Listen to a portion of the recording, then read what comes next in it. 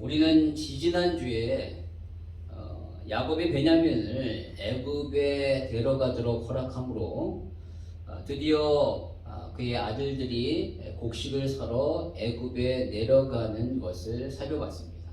이거 한번 꺼주시겠습니까? 히터 좀 꺼주십시오. 근데 이것은 뭐냐면 바로 야곱이 결단한 거예요. 결단. 포기한 겁니다. 야곱이 뭘 포기했는가? 14절에 나오고 있죠. 43절 14절에 보니까 전능하신 하나님께서 그 사람 앞에서 너에게 은혜를 베푸사 그 사람으로 너희 다른 형제와 베냐민을 돌려보내게 하시기를 원하노라. 내가 자식을 잃으면 이르리로다 라고 야곱이 이렇게 고백합니다. 여러분, 야곱에게 있어서 마지막 그에게 그가 붙잡고 있는, 그가 절대 놓칠 수 없는 것이 있는데 그것이 바로 베냐민이었다라는 거예요. 왜냐하면 베냐민은 라헬의 소생으로서 원래 두 명이 있었잖아요. 요셉과 베냐민. 근데 요셉은 잃어버렸다라고 생각했기 때문에 남아있는 이 베냐민만이 야곱에게 있어서 유일한 소망이고 희망이었습니다. 베냐민은 그에게 있어서 가장 아끼는 아들이었을 뿐만 아니라 어찌 보면 전부였습니다. 다른 아들들은 자식처럼 여기지 않았던 것 같아요. 그래서 이 베냐민만은 절대로 포기할 수 없었죠. 베냐민을 절대로 애굽에 데려갈 수 없다라고 했던 그 베냐민을 드디어 포기했던 것입니다. 왜 그렇게 포기할 수 있었는가? 그것은 바로 다른 가족들을 살리기 위함이었죠. 베냐민을 포기하지 않으면 이 흉년 가운데 다른 가족들이 다 굶어 죽을 그런 상황에 처해 있는 거예요. 야곱의 가족은 대략 그의 아들과 그리고 며느리 또 딸 그리고 손자들을 합쳐서 대략 한 70여 명이 같이 사는 엄청난 큰 대가족이었죠. 그런데 천하의 흉년이 들어서 지금 먹을 것이 없게 됩니다. 이 엄청난 가족들이 다 굶어 죽을 판에 있는 겁니다. 그래서 애굽에 내려가서 곡식을 사지 않으면 다 죽을 상황에 처했기 때문에 그렇죠. 그런데 애굽에 내려가 그 총리를 만나야지만 곡식을 살 수 있는데 그 총리를 만나기 위한 한 가지 조건이 있었다라는 거예요. 그것이 뭐냐면 바로 베냐민을 데려오라는 것이었죠. 형제들이 첫 번째로 애굽에 내려가서 곡식을 사려 할 때 요셉이 그 형제들을 정탐꾼으로 이렇게 몰고 가서 결국 그들을 감옥에 집어넣고 골모로 시므온을 잡아두게 됩니다. 그래서 시므온을 살리고 곡식을 사기 위해서는 이 막내 베냐민을 꼭 데려오라 라고 요셉이 이렇게 얘기했던 것이죠. 만약 베냐민을 데려오지 않으면 너희는 나를 만나지 못할 것이고 곡식도 사지 못할 것이고 이 시므온도 살리지 못한다 라고 이렇게 요셉이 얘기를 했어요. 따라서 베냐민을 데려가야지만 곡식을 살 수 있고 시므온도 구할 수 있는 겁니다. 이런 상황이 왔기 때문에 어쩔 수 없이 이 많은 가족을 살리기 위하여 야곱은 그렇게 포기를 할 수밖에 없었던 것이죠. 자신의 인생까지 끝까지 붙잡고 있었던 이 베냐민, 그 베냐민을 절대 애국 가운데 보낼 수 없다라고 했던 이 베냐민, 결국은 포기할 수밖에 없게 됩니다. 결국 이러한 야곱의 포기로 말미암아 어떻게 됐는가? 가족 전체가 살게 됩니다. 곡식도 얻게 되고, 그리고 붙잡혔던 시므온도 풀려나게 되고, 베냐민, 죽을 것 같았던 그 베냐민도 살아나고 살리고, 또 나중에 집안 전체가 나중에 고센 땅에 머물면서 아주 큰 민족을 이루게 되죠. 결과적으로 이스라엘 민족이라는 그 민족도 살리게 됩니다. 만약 그가 야곱이 포기하지 않았다, 끝까지 베냐민을 보내지 않았다라고 한다면 어떻게 됐을까요? 집안은 어쨌든 간에 다 굶어 죽을 것이고 시므온도 영원히 보지 못할 것이며 이스라엘 민족조차도 번성하게 되지 못했을 것입니다. 그러면 이 요셉의 이야기는 그저 요셉의 출세, 애굽에서 입신양명한 이야기로 끝나는 거예요. 여러분 그것은 성경이 아닙니다. 그것은 위인전이죠. 성경은 사람의 출세나 성공에 대하여 말하는 것이 아니라 하나님의 뜻과 계획이 어떻게 이루어졌는가에 대한 이야기예요. 그것을 말하고 있습니다.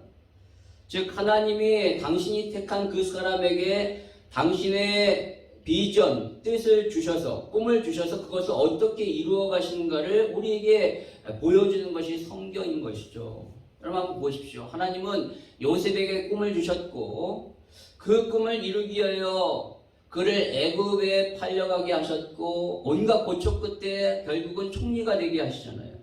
그리고 그 꿈을 이루기 위하여 요셉만이 아니라 오늘 보니까 야곱도 흉년을 통하여 이 야곱이 베냐민을 포기하게 만들므로 말미암아 결국 야곱의 가정이 형제들이 베냐민을 데리고 이제 애굽에 내려와 요셉을 만나게 함으로써 결국 요셉이 형들을 만나 그들을 용서하고 또 나중에는 그 식구들을 애굽으로 불러들여 고센 땅에 머물게 함으로 야곱 가문과 이스라엘 전체를 살리게 하는 그러한 일이 벌어진다는 것이죠. 그것이 바로 하나님이 요셉에게 주셨던 꿈입니다. 그 꿈이 그 하나님의 계획과 뜻이 이루어지는 것을 우리에게 보여주는 것이 성경이라는 거죠. 따라서 하나님은 당신의 뜻을 이루기 위하여 오늘 야곱의 그가 포기할 수밖에 없는 그런 상황 가운데 몰고 가셨다라는 거예요. 이것이 하나님의 놀라운 섭리입니다. 하나님은 우리의 인생 가운데 여러 가지 많은 사건과 또한 만남과 사람을 통하여 결국은 뭘 이루고자 하시는가? 당신의 뜻을 이루려고 하신다라는 거예요.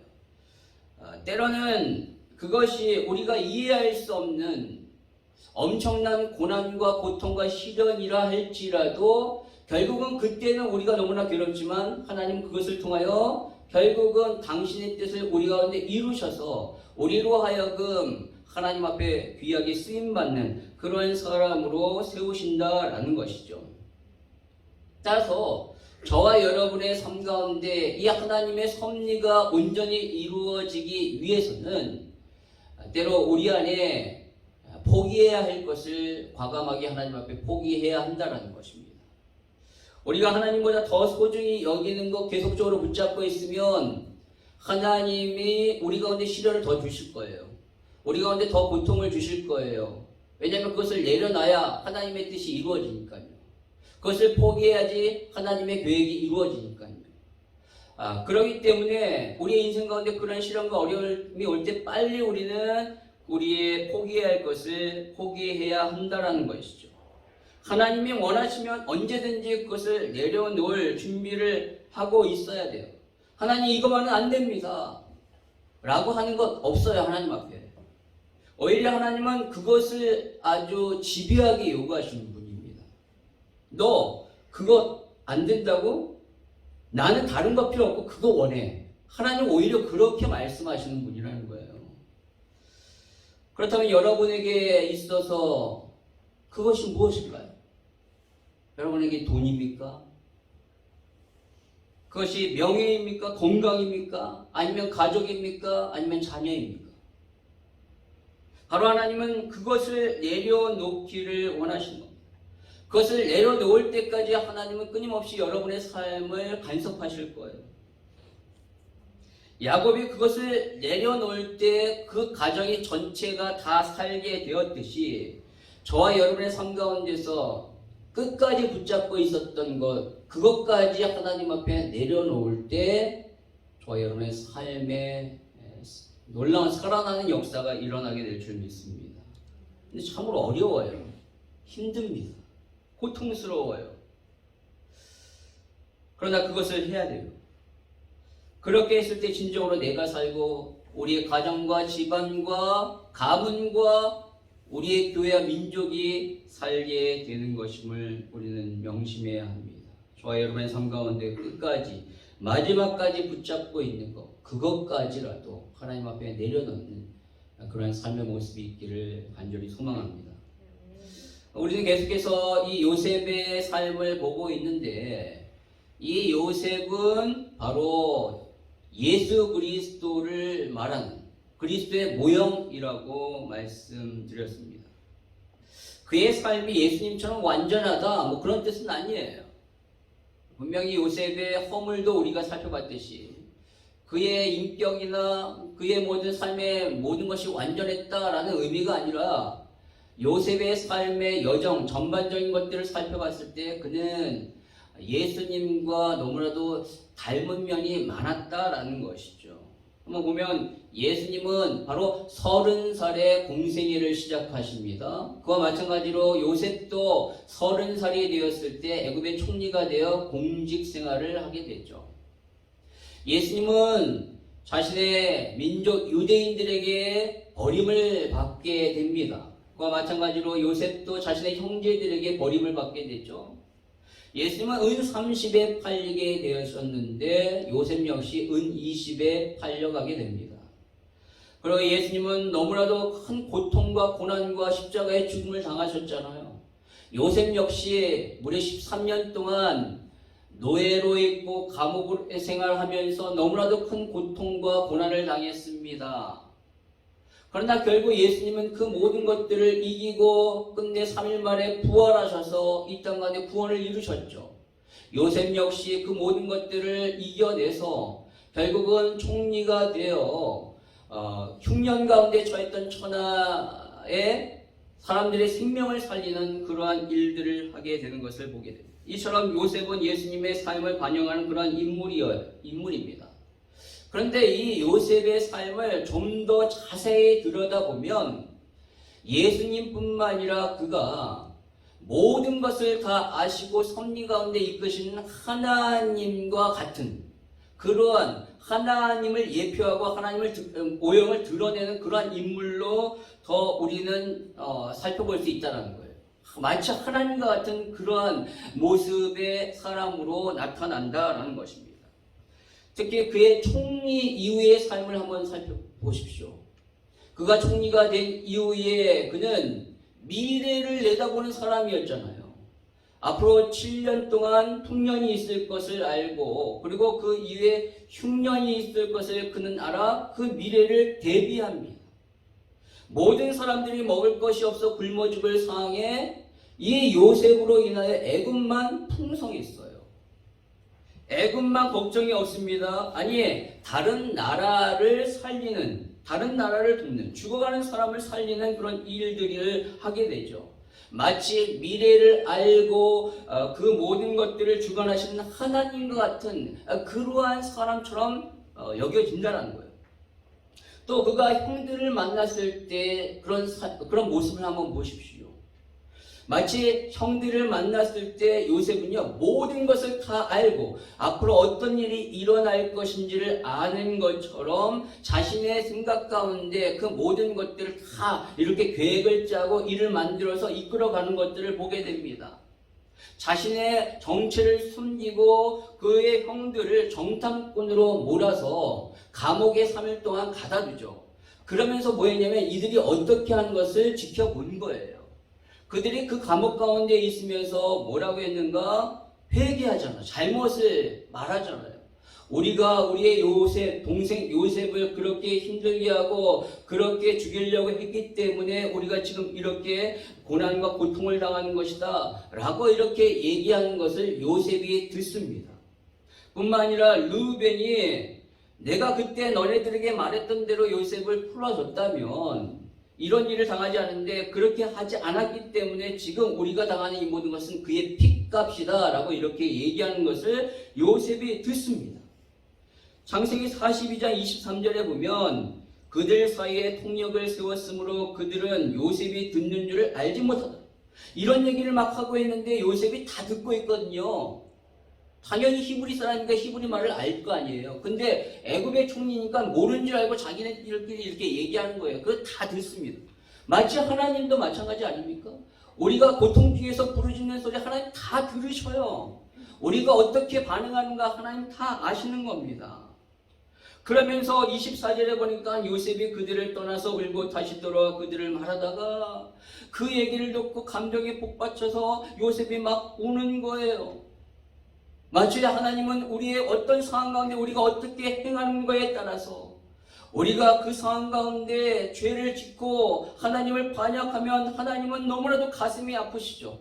그러나 우리가 하나님 앞에 회개하고 죄를 고백하고 나아갈 때 하나님은 너무나도 감격스러워 막 감격의 눈물을 흘리시는 하나님이시라는 거예요.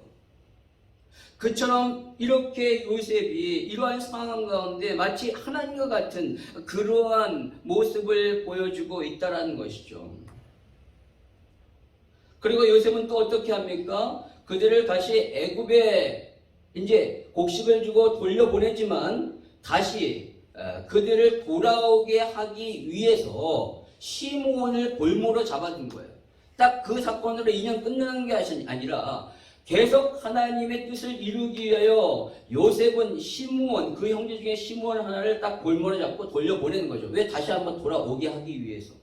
그러는 가운데 그들에게 바로 그들의 자루에 돈을 집어넣어서 그들이 그것을 발견하고 그 안에 돈을 가지고 이 흉년의 기간 동안에 살 수 있도록 그것까지도 다 요셉이 미리 알아서 다 마련해 주는 거예요. 이 모든 것들은 다 요셉의 머리에 있고 자신의 뜻하는 계획 가운데 착착착착 이루어가고 있다라는 것이죠.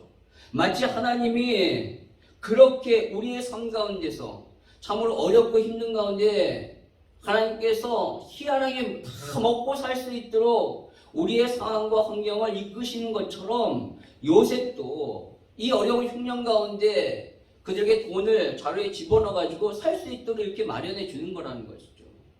마치 요셉은 하나님과 같은 그러한 역할을 지금 하고 있다라는 것이죠. 저는 요셉이 너무나도 하나님같이 보입니다.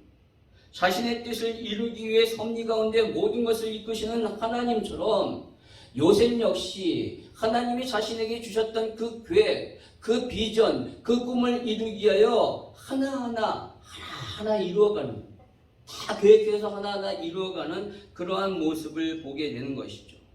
우리는 이러한 요셉의 이러한 행동을 통하여 하나님의 섭리가 어떠한지를 깨달을 수 있습니다. 하나님의 섭리, 하나님은 반드시 자신이 뜻하시는 것을 어떠한 상황 가운데서도 어떤 수를 쓰던 가운데 이루신다 라는 이 하나님의 놀라운 섭리를 우리는 요셉의 이 삶을 통하여, 이 행동을 통하여 알 수 있다는 것이죠. 하나님의 섭리는 결국 우리에게 기쁨을 주고 축복을 주시는 데 목적이 있습니다. 결단코 우리를 고생하고 넘어뜨리게 하고 멸망하는 데 절대 없어요. 하나님의 섭리는 반드시 우리를 기쁨과 축복 가운데 이끄시고자 하시는 겁니다. 네. 여러분, 오늘 이 형제들이 이 애굽에 왔을 때의 심정은 어땠을까요?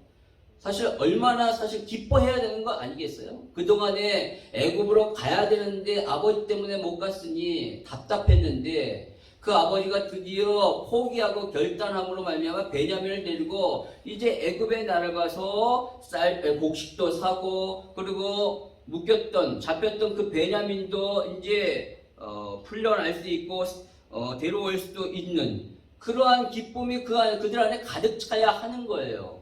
그런데 오늘 본문에 보니까 그들에게 이러한 기쁨이 있는 것이 아니라 뭐가 있었냐면 두려움이 있었다라는 겁니다.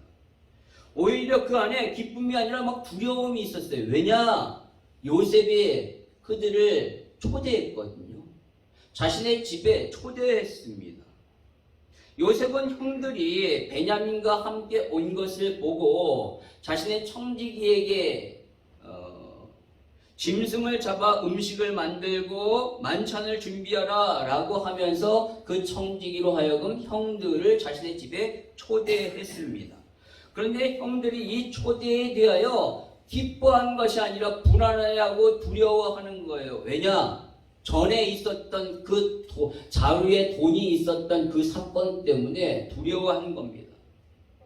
그 사건으로 말미암아 오늘 자신들을 초대해서 그것을 빌미로 해서 초대하는 것처럼 하면서 우리를 잡아가지고 우리를 노예로 삼고 우리의 모든 소유를 다 빼앗으려고 하는 것이 아닌가라는 그런 두려움이 오게 된 것이죠. 그래서 그들이 먼저 요셉의 청지기에게 과거에 있었던 그 사건에 대해 미리 다 얘기를 하는 거예요. 우리가 그렇게 곡식을 갖고 집에 가던 중에 여관에 머물렀는데 자루를 풀어보니까 글쎄 우리가 당신에게 줬던 그 돈이 들어있었습니다. 우리도 왜 그런 일이 벌어졌는지 알 수 없습니다. 우리가 한 것이 아닙니다. 그래서 우리가 오늘 그때 가졌던 돈과 함께 곡식을 사기 위하여 또 이렇게 돈을 가지고 왔습니다 라고 솔직히 얘기합니다. 그렇게 두려움 가운데 그렇게 얘기했을 때 오늘 그 청지기의 반응이 어땠는가? 오늘 23절 24절에 이렇게 말합니다. 우리 같이 한번 읽겠습니다. 시작. 그가 이르되 너희는 안심하라.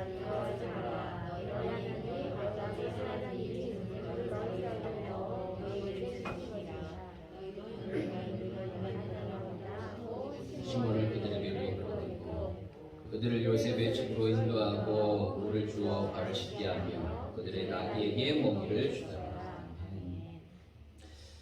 지금 청지기가 얘기하고 있는 거예요. 요셉의 청지기가요. 그러나 이 말은 청지기의 말일까요? 요셉의 말일까요? 요셉의 말이겠죠. 그래서 청지기가 이런 얘기를 하겠어요. 요셉의 말입니다. 요셉이 청지기에게 이런 말을 했고 청지기가 그것을 전했을 뿐이죠. 지금 요셉이 이 말을 통하여 그들을 안심시키고 있는 거예요. 두려움 가운데 떨고 있는 그들에게 이 얘기를 통하여 안심시킵니다. 그런데 여러분 형들의 자리에 돈을 넣은 사람은 누구예요? 요셉입니다. 그렇죠? 요셉이 청지기에게 시켜서 그 자리에 돈을 넣었어요. 그런데 오늘 이 청지기는 뭐라고 얘기했냐면 그 자리에 돈을 넣은 사람이 누구냐면 바로 너희의 하나님이시다 라고 얘기하고 있는 거예요. 분명히 요셉이 집어넣었거든요. 근데 하나님이 넣었다고 얘기하는 거예요. 따라서 요셉은 오늘 이 본문을 통하여 하나님과 같은, 즉 요셉은 하나님의 모형이라고 할 수 있다는 것이죠. 하나님이 하는 그 일을 요셉이 대신해서 지금 했던 거예요. 그리고 이것으로 인하여 두려워하는 그들의 두려움을 요셉이 어떻게 하는가? 그들의 두려움을 사라지게 합니다. 안심시키고 그들의 음식을 마련해주고 그들의 발을 씻겨주고 그리고 그동안에 잡았던 시므온까지 이렇게 풀어줍니다. 형제들이 그 모든 것들을 보면서 얼마나 마음이 안심이 놓였겠어요. 그 두려움이 사라졌겠죠. 시므온까지 풀어줬으니 그 시므온을 보는 순간 얼마나 기뻤겠습니까?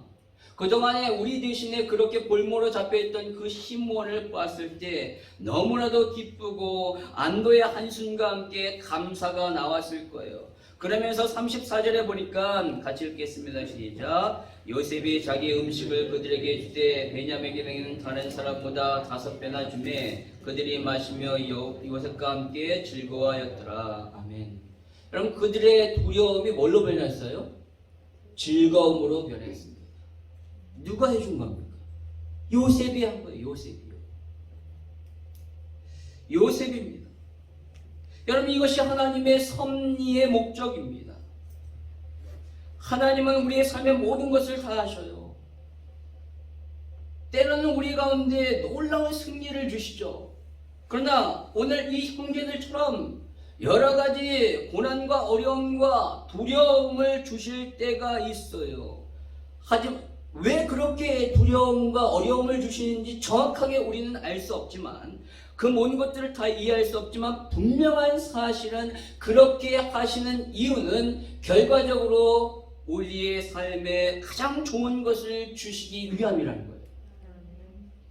하나님의 그 모든 섭리의 목적은 우리를 골탕 먹이고 우리를 시련 가운데 버려두게 하기 위한 것이 아니라 우리에게 너무나도 좋은 것, 가장 귀한 것을 주고자 하는 우리에게 오늘 본문의 말씀처럼 기쁨과 즐거움의 그런 잔치에 참여하게 하기 위함이라는 것입니다. 오늘 자료에 돈 이 사건도 요셉이 한 거잖아요, 사실.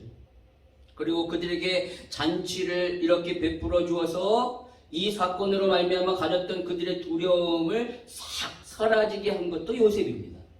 하나님이 그러시다니까요.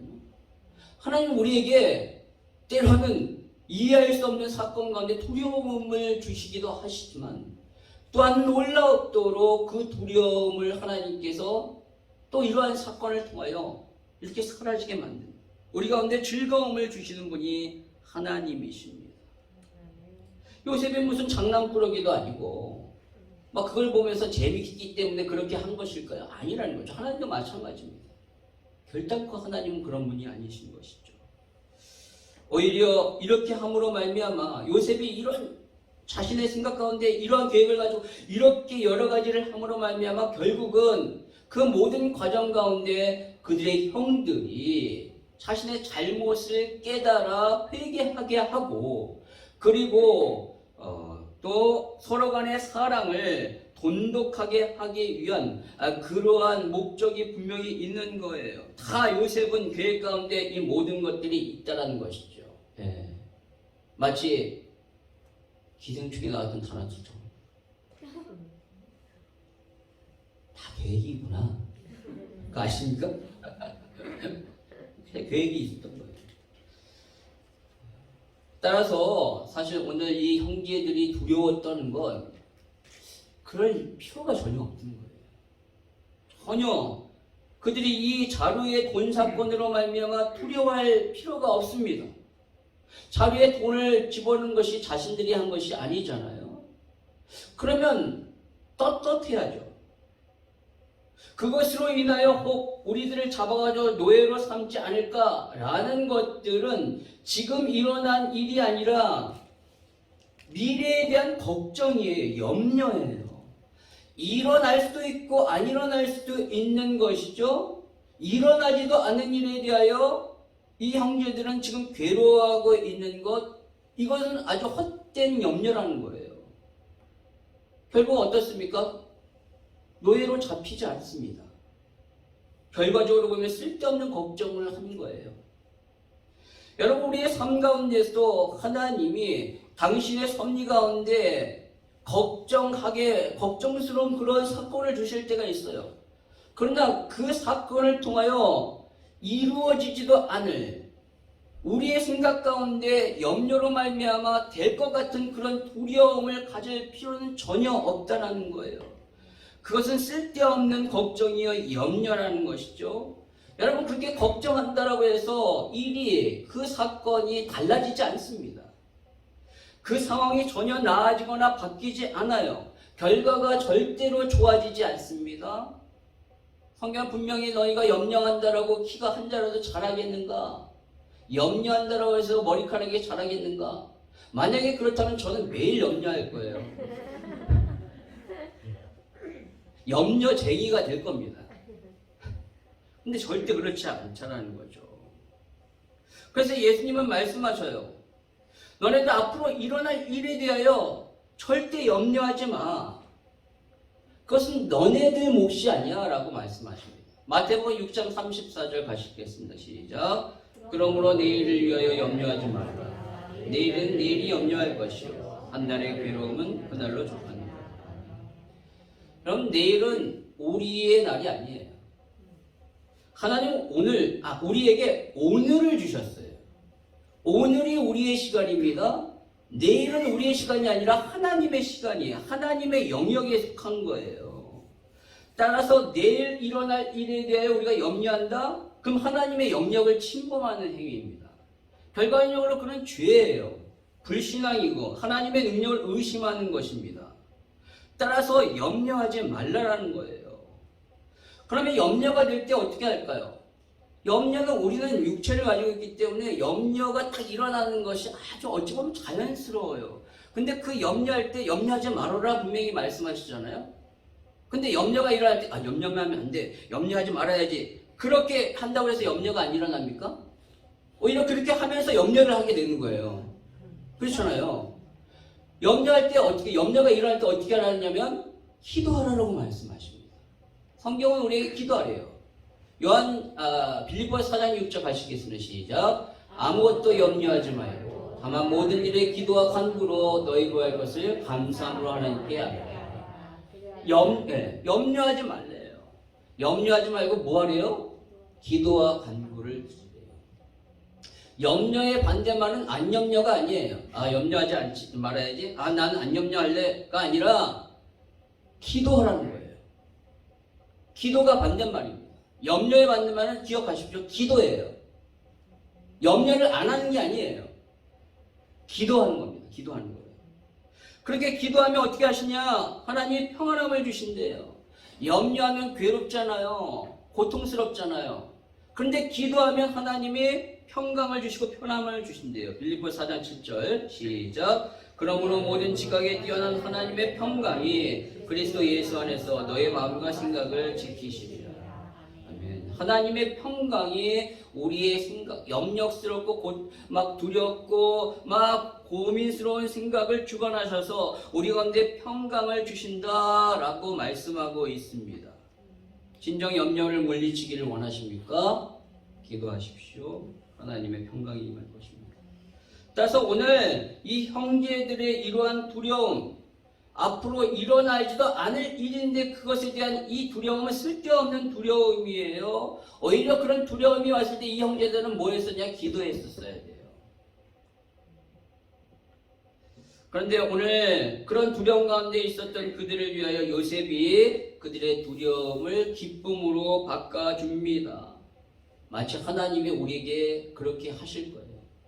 여러분, 하나님의 섭리를 믿으시고 두렵고 염려스러울 때 하나님은 나에게 분명한 섭리를 가지고 이끄신다 라는 생각하는데 하나님 앞에 기도하셔요. 맡기십시오. 그러면 하나님의 평강이 여러분에게 임하게 되고 여러분을 즐겁고 기쁨 가운데, 그 기쁨의 잔치 가운데 이끄실 거예요. 여러분, 오늘 본문에 보니까 그런 가운데 오늘 요셉이 때로는 그들에게, 이 형제들에게 자신의 정체를 살짝 드러내는 것을 보게 됩니다. 오늘 27절에 보니까 요셉은 형들을 만나서 그들의 아버지에 대하여 물어봐요. 너희 아버지, 너희가 말하던 그 노인이 안녕하시냐? 아직도 생존해 계시냐? 라고 이렇게 물어봅니다. 근데 여러분, 이거 사실 너무 이상한 것 아닙니까? 왜 이렇게 이 형제들의 아버지의 안부가 그렇게 궁금할까요? 애굽의 총리가.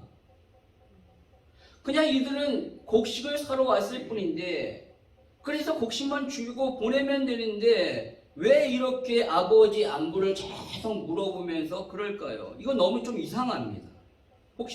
곡식만 요셉은 팔면 되는데. 그리고 애굽의 총리는 왜 그토록 이 가정의 이 형제들의 막내에 대하여 이렇게 집착할까요? 베냐민을 꼭 데려오라는 거예요. 안 데려오면 안 만나주겠다라고 얘기합니다.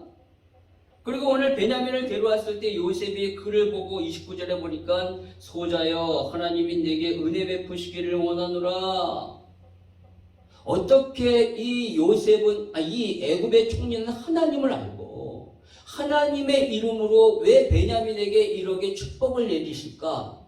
이상하게 생각해야 되는 것 아닐까요? 사실 지금 베냐민이 축복을 받으러 온 것이 아니라 자신들이 정탐꾼이 아님을 증명하게 온 것이기 때문에 그것이 이제 확인되었다면 돌려보내면 되는데 이렇게 그 베냐민에 대하여도 하나님의 이름으로 축복하는 것 너무 이상한 거예요. 그리고 결정적으로 오늘 33절에 보니까 형제들과 함께 요셉이 식사를 할 때 자리를 배치하는데 희한하게 형제들의 나이 순서대로 배치했다라고 말하고 있어요. 이거 너무너무 이상한 거죠. 어떻게 이 애굽의 총리가 우리의 형제들의 이 나이를 알까? 그래서 33절 마지막에 보니까 그들이 서로 이상히 여겼더라. 그러면 어느 정도 이 사람이 우리에 대해서 뭔가 아는구나 라고 생각해야 됩니다. 그리고 더 나아 자세히 그를 지켜보면서 딱 보면서 요셉이었구나 라는 것을 눈치채야죠. 근데 모릅니다. 몰라요. 여러분 이와 같이 하나님은 때때로 당신의 섭리를 우리 가운데 이렇게 보여주실 때가 있다는 거예요. 우리에게 당신의 사인을 나타내실 때가 있습니다. 여러분의 삶에 하나님의 개입하심, 하나님의 일하심, 하나님의 말씀이 임할 때가 있어요. 그때를 잘 아시고 하나님의 뜻대로 행하셔야 합니다. 19세기 초에 영국의 유명한 설교자인 캠브리지 대학의 트리니티 교회에 찰스 시므온이라는 사람이 있었어요. 이 사람은 47세에 하나님 앞에 이런 약속을 했답니다. 주님, 나는 건강이 너무 나빠서 목회하기도 힘들고 설교하기도 힘드니 60세까지만 목회를 하고 그 이후부터는 안식년을 갖고 쉬겠습니다. 라고 이렇게 기도한 거예요. 그는 평소 몸이 너무 약했고 특별히 이 목이 너무 약해서 설교하다가 목이 이렇게 아프고 막혀서 잠깐씩 쉬어가곤 했다는 거예요. 너무 힘들었어요. 근데 세월이 흘러서 드디어 그의 나이 60세가 되었을 때 그의 생일 파티 때 그는 나는 은퇴다 라고 이렇게 하는 순간 갑자기 성령이 강력하게 그에게 임하여 그의 약했던 목이 강해지고 온 몸에 건강이 막 확 일어나게 되었대요. 그럼 이거 도대체 무슨 의미일까? 그는 하나님 앞에 기도하는 가운데 하나님의 음성을 듣게 됩니다. 너는 60세 은퇴하겠다라고 했지만 나는 너에게 아니다. 너에게 나는 더 할 일이 있다 라고 하나님이 이렇게 말씀하셨답니다. 그래서 결국 그는 70세가 넘기까지 캠브리지 대학의 학생들에게 많은 영향력을 끼치고 수많은 설교를 통하여 은혜를 끼쳤다라고 합니다. 여러분, 하나님은 우리의 삶에 분명히 섭리하고 계셔요. 우리가 이해할 수 없지만 우리가 당하는 모든 사건과 환경 가운데 하나님은 당신의 신실하신 뜻과 계획을 가지고 있는 가운데 우리를 이끄십니다. 그런데 분명한 것은 우리가 어떻게 하나님이 왜 이렇게 인도하실까? 왜 나의 삶 가운데 이렇게 하시면 얼마나 좋아요, 하나님? 다른 사람 다 이렇게 하는데 왜 나는 이렇게 안 하고 이렇게 하십니까? 우리는 그 사실을 몰라요. 왜 그렇게 하시는지 몰라요. 하지만 분명한 사실은 하나님의 그 이끄시는 섭리, 우리를 향한 선하신 뜻이 있다라는 겁니다. 우리에게 최고의 유익을 주시고 우리를 결국 기쁨과 즐거움의 잔치에 참여하게 하신다라는 것이죠. 그럼 우리가 그 사실을 알고 모든 일에 하나님의 뜻을 바라보며 나아가길 바랍니다. 하나님의 섭리가 분명히 있어. 그 섭리는 나를 향한 놀라운 선하신 뜻이야. 하나님은 결국은 나에게 즐거움과 기쁨의 잔치로 이끄실 거야. 라는 그 하나님의 섭리에 대한 강한 확신과 믿음이 있다면 저와 여러분의 삶 가운데 두렵지 않을 거예요. 두려움이 있으십니까? 걱정거리가 있습니까? 염려거리가 있습니까? 섭리에 대한 강한 확신을 가지십시오. 그리고 하나님 앞에 기도하시는 가운데 주님이 주신 그 평강을 누리시는 저와 여러분의 삶이 되기를 주님의 이름으로 축원합니다.